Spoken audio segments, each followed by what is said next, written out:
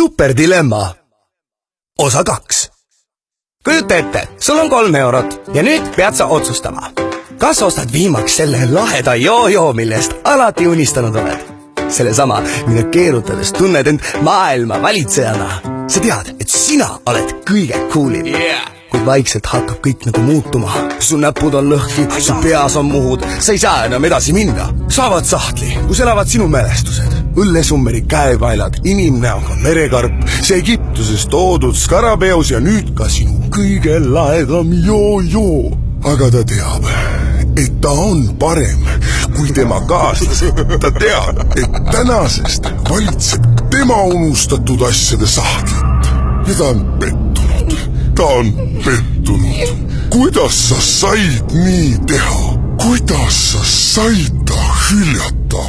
Ta paneb oma käsilased tööle ja ta teab, millal sa magad.